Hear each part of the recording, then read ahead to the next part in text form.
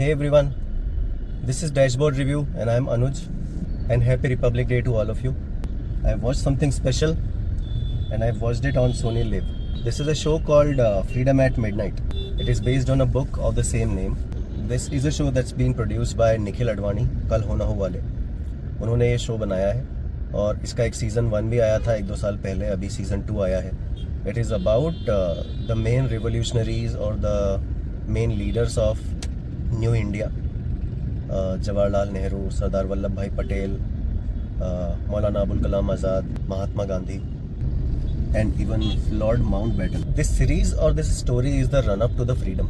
जब ये फिक्स हो गया था अंग्रेज़ों की तरफ से कि अब वो इंडिया छोड़ के जाने वाले हैं और इंडिया को फ्रीडम देने वाले हैं, तो 15 अगस्त कैसे डिसाइड हुआ, 1947 कैसे डिसाइड हुआ, कॉन्स्टिट्यूशन कब बनेगा, कैसे बनेगा, कौन बनाएगा, ये सब कैसे डिसाइड हुआ.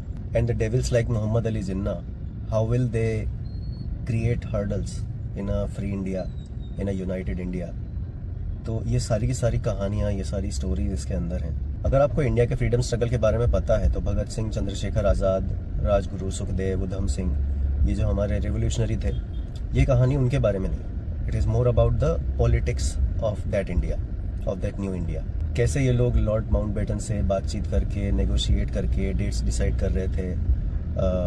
जब डिवीज़न का फाइनलाइज हुआ तो कैसे इन लोगों ने हर एक चीज़ को रोकने की कोशिश की. उन्होंने हमेशा चाहा कि एक यूनाइटेड इंडिया बने, और कब, किस चीज़ पे, किस नेगोशिएशन पे कौन सा नेता रुकेगा, who broke at what point, ये सारी चीज़ें यहाँ बताई है.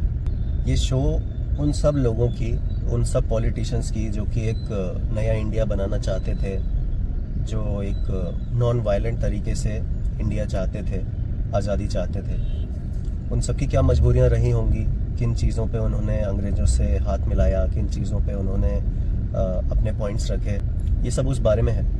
यूनाइटेड इंडिया बनने की राह में मोहम्मद अली जिन्ना जैसे लोगों ने कितने अड़ंगे अटकाए, ये उसके बारे में भी है. जब बंटवारे के वक्त ये सारा एक्सोडस हो रहा था, जब लोग यहाँ से वहाँ जा रहे थे, वहाँ से यहाँ हो रहे थे, तब इन सारे पॉलिटिशियंस की क्या मजबूरियाँ रही होंगी, कब किस सूरत में इन्होंने किस तरह के डिसीजन को स्वीकार किया, किस तरह के डिसीजन को एक्सेप्ट किया, किसको रिजेक्ट किया, किस तरह से नेगोशिएट किया सारे के सारे ब्रिटिश लोगों से या लॉर्ड माउंटबेटन से, किसको वहाँ अपॉइंट किया गया बॉर्डर खींचने के लिए. ये सारी की सारी स्ट्रगल यहाँ पे दिखाई गई है, क्योंकि उस टाइम हम तो थे नहीं. हम क्या, शायद हमारे पापा मम्मी भी नहीं थे उस टाइम. अगर आपको इंडिया के फ्रीडम स्ट्रगल के बारे में समझना है और नए भारत की जो उस टाइम की पॉलिटिक्स थी उसके बारे में समझना है, तो ये एक बहुत अच्छी सीरीज़ है. You can think of it as a documentary but it is not. This is a very well acted, very well created series. बहुत ही अच्छा डायरेक्शन है, लोगों ने सेट्स बहुत अच्छे बनाए हैं. It really looks like that India of 1947, 1948. तो काफ़ी ऑथेंटिक है. महात्मा गांधी की लाइफ के कुछ फेसेट्स के बारे में पता लगेगा, उनको मारने वालों के बारे में कुछ पता लगेगा, जो लोगों की उस टाइम थिंकिंग थी, किस तरह के लोग इन सब नेताओं के बारे में क्या सोचते थे, वो भी वहाँ पे कैप्चर किया गया है. This is something that I really recommend to everyone to watch. आजकल हम फ्रीडम में इतने ज़्यादा पागल हो चुके हैं कि हमको हमारे देश की ज़्यादा कुछ वैल्यू है नहीं, क्योंकि हमें सिविक सेंस है नहीं. हम लोग ये नहीं समझते कि किस तरह से ये जो आज़ादी है ना, जो हम अभी इतना एंजॉय कर रहे हैं, ये किस कीमत पे मिली है.